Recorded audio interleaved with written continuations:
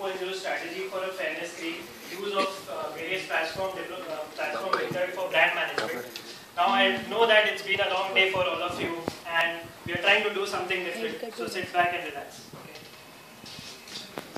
Hello all, my name is Mr. Chatterjee and I am the brand manager of Fair and Handsome Fairness Cream.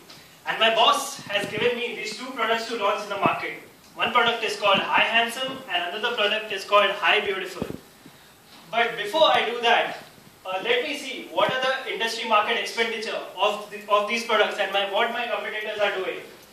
So about 58% of my competitors are marketing it on magazines, about 25% on online on TV advertisements, 12% on syndicators, which are actually newspapers, and 1 or 2% here and there. So let me use this and see what happens.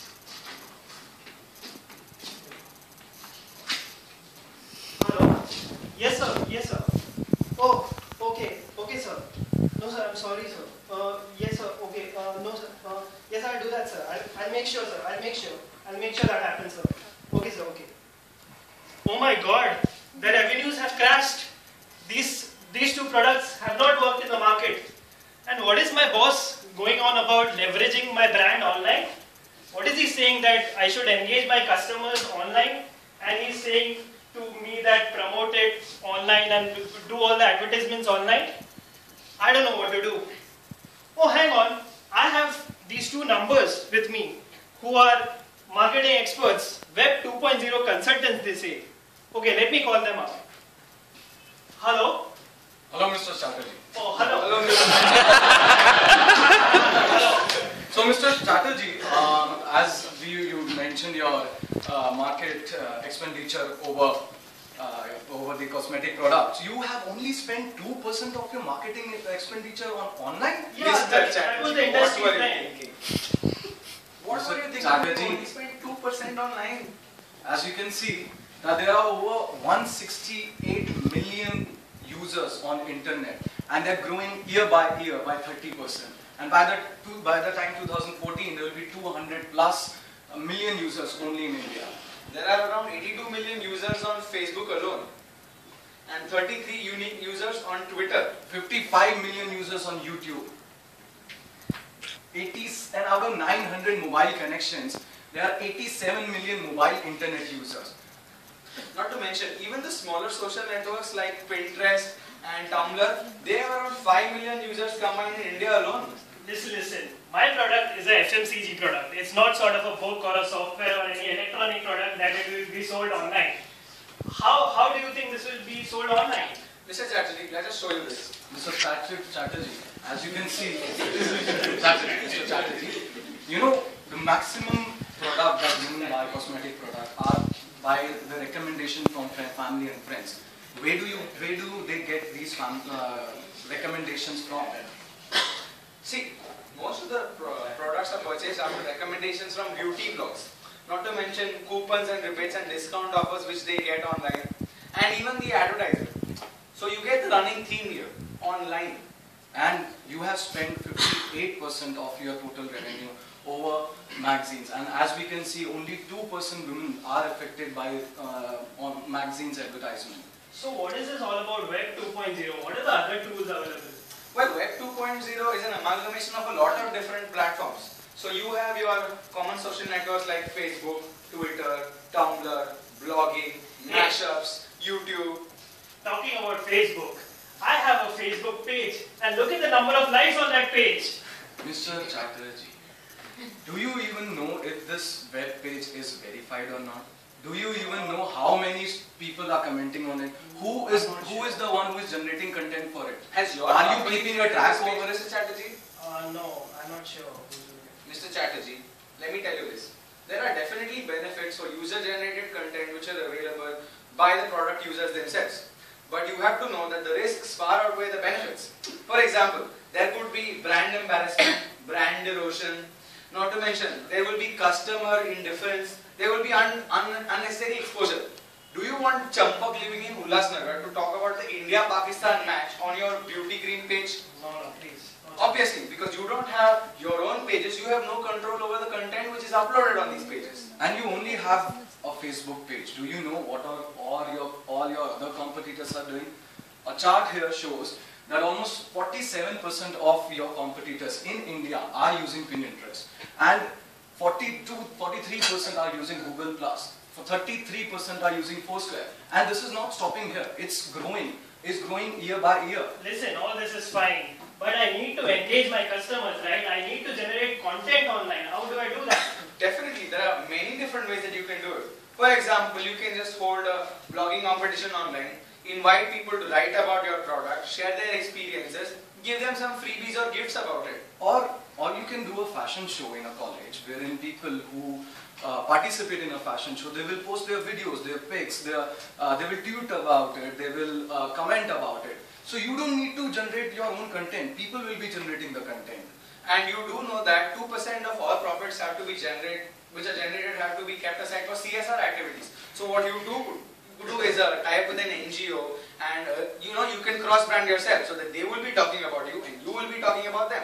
Not to mention short films and videos that you can upload on the popular websites like YouTube or Vimeo. Listen, don't give me all this jargon.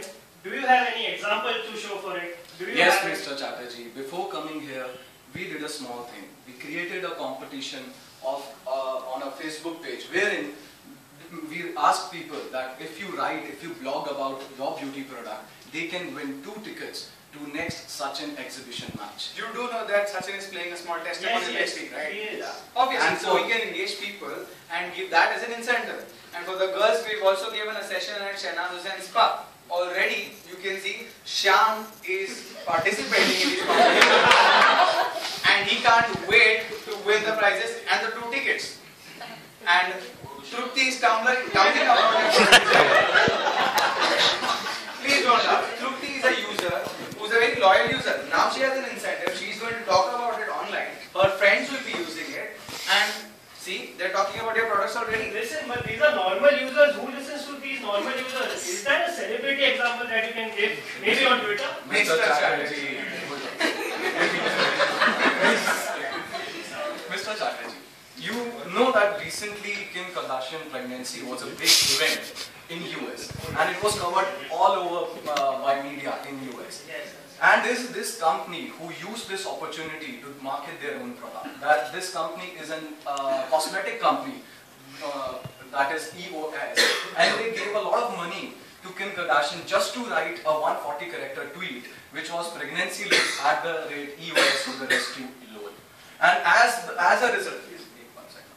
As a result, you can see within few hours, 1,000+ people retweeted it, and 3,000 people are favorite of this tweet. And also, there's endless comments over this small tweet. Listen, written form is all okay, but today's generation just needs to engage itself, and I have spent about 25% on TV advertisements. Is there anything online which we can do? Well, TV is definitely a good option, but YouTube is a wonderful alternative. You may be knowing that a 10-second advertisement slot on a popular show like KBC or Big Boss costs 3 crore rupees. Well, on YouTube you have an option to decide your own budget. They have a tool called cost per view, which means you can decide your budget and you will never overspend.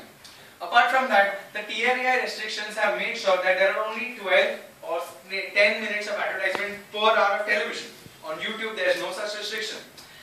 Also, you don't really have a lot of control about the people who see your advertisement. But using the analytics on YouTube, you can show your advertisements exactly to the profile of customers you want. Not to mention feedback.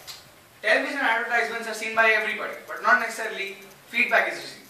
But on YouTube, you can get their feedback, comments, likes, videos, shares. So you get a better idea about the type of people who are seeing your ads and what content they demand from you. And just to give you an overview how the YouTube advertising work, here we first select this video that we want to advertise over the net. And here we have not just, and it's not just we just put the video across. Here we have an option of skip ad. What does it do for us as an advertiser? That if people skip our ad in within 5 seconds, until unless they don't watch our video for 30 seconds, they don't charge you. So for that, if a person skips your ad, you don't have to pay. And over that, you can also keep a track of a geography where the people are watching your video. Also,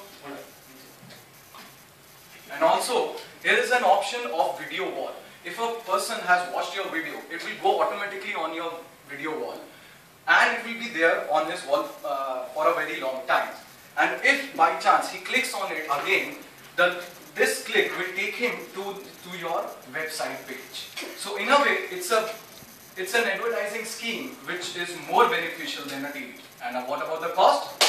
As here you can see that with a budget of 630 rupees per day, you can post your advertisement wherein, as just told by my friend, for a 10-second slot in KBC you have to pay 3 crore rupees. Listen, now you have given me a plethora of information which I need to use. But this is only going to increase my cost. I have to deploy a separate IT team to manage all this information. Mr. Chatterjee, let me give you another example. There are many websites available online. An example is socialbakers.com. What these websites do is that they can take all your social networking pages and you can monitor them on a single page. What these do is not only can you track your own progress and your engagement rate, but even that of your competitors. As you can see, you can basically have an engagement rate per day, wherein you can see how many people are engaged in your product, how many people are commenting or liking your post. So the engagement rate formula is likes plus comments plus share upon the total number of fans on a given day. Similarly, it's for daily page engagement and engagement rate on Twitter. So as to keep a track of how your content is generating a buzz in the society. Also, you can see over here at the top content column, wherein you can see that your competitors, what your competitors are writing, where they are, and is that content very popular or popular than your content. So you can fight back with your newer content. And as we said, you can track activity and measure metrics, not only for your products, but even pages by your direct rivals. So if there is an increase in their activity, you can act accordingly, post newer ads, allocate a bigger budget, do something new, start a new hashtag. And all this comes at a nimble fees. That is as low as $50 a month. So you won't be setting up a new IT team. You'll be saving a lot of money. Okay. And I also know that most of the youngsters today are in mobile phones. Is there any way that we can advertise on mobile phones? Yes, Mr. Chatterjee.